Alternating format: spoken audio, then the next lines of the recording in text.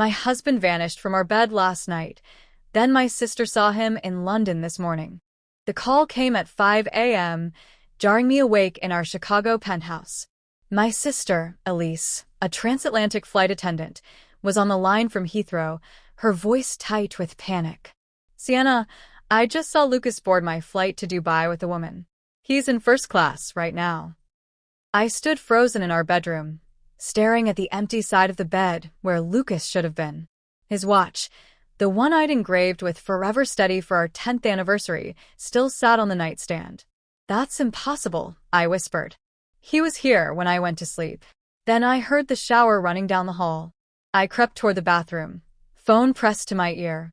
The man in the steam looked like Lucas. Same broad shoulders, same tousled dark hair, same scar on his elbow from a college hiking accident. He stepped out, wrapping a towel around his waist, and grinned. "Morning, love. You're up early." His Chicago accent, warm and familiar, hit me like a lie. I told Elise I'd call back, my heart hammering as I faced the stranger wearing my husband's face. "Slept well?" he asked, brushing past me to the kitchen.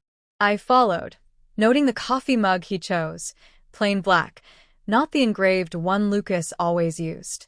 10 years of marriage had built routines. Lucas took his coffee with cream, no sugar, and read market updates religiously. This man stirred in sugar, scrolling through a sports app instead. "Elise called," I said, testing him. "She's got a layover in London. Wants us to visit." His smile flickered. "London? Tough with work, but maybe." The real Lucas had a phobia of flying, a secret we'd laughed about during our road trip honeymoon to Maine. I'm Sienna Blake, a cybersecurity analyst who'd spent 15 years exposing digital fraud for tech giants. My job was spotting patterns others missed, but I'd been blind to this. As he left for work, a trading firm downtown, I hacked into our accounts. The numbers told a story of betrayal. $8,000 transfers, just below reporting thresholds, funneled to a Singapore account. Charges for a Miami penthouse suite when Lucas claimed he was at a crypto conference in Denver. A diamond necklace from Bulgari, never seen on my neck. Each transaction bore his digital signature, time-stamped when this imposter was kissing me goodnight. I called Riley, my best friend, and a former NSA contractor turned private sleuth. She arrived at noon, her laptop bristling with data. "The woman on the flight?" "Tara Klein, 29, crypto broker," Riley said, showing photos. Lucas and Tara at a Monaco yacht party, a Tokyo lounge, a Zurich gala. Nights I'd spent alone, believing he was closing deals. "Your building's cameras are compromised," Riley added. Deepfake tech's been swapping his face onto someone else for months. The footage showed Lucas entering at 6 p.m. last night, but his shadow lagged, a glitch no one else would notice. In his office, I found a burner phone hidden in a book, The Art of Deception, ironic. Text to Tara. She's clueless. Owen's performance is flawless. We're clear for phase 2. Owen. A name that didn't belong. I found a pay stub for Owen Carter, a stunt double from Gary, Indiana, tucked in a folder of client contracts. Handwritten notes detailed my life. Sienna uses almond milk. Calls Elise Wednesdays. Hates sci-fi, but loves Moulin Rouge. Brothers overdose. Don't mention. My existence, scripted for a fraud. I set a trap. Over lunch, pizza, loaded with mushrooms Lucas was deathly allergic to, I suggested a weekend at his sister's vineyard in Napa. The real Lucas hadn't spoken to her in years after a loan dispute. This man nodded. "Sounds perfect. She'll love seeing us." Strike one. I pushed further. "Let's host a client brunch tomorrow. Invite your whole firm. Show off the penthouse."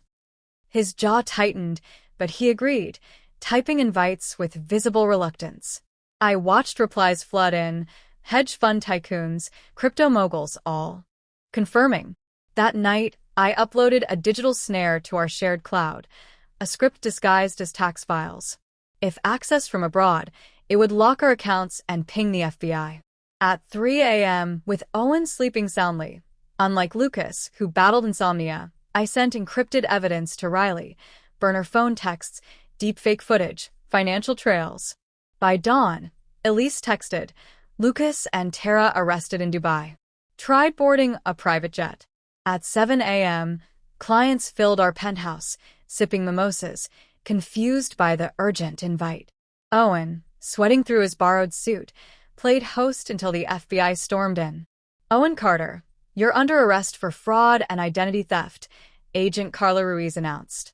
The room gasped as Owen dropped the accent, his Indiana drawl spilling out. I was just a hire. Lucas paid me $30,000 to play him. He handed over a USB, Lucas's voice, dictating my routines, planning to siphon $39 million through shell companies. My script triggered, freezing accounts in Singapore and Malta. The FBI recovered $39 million, plus stolen blockchain keys linked to insider crypto trades. Lucas's clients, now witnesses, watched their trusted traitor exposed. Agent Ruiz turned to me. Your work built this case, Ms. Blake. We'll need your testimony. I nodded, already planning my next move. 6 months later, I stood in my new office, Blake Cyber Solutions, specializing in unmasking digital deception. The penthouse was sold, my divorce finalized. Lucas, extradited, faced trial alongside Tara, their Dubai escape plastered across headlines.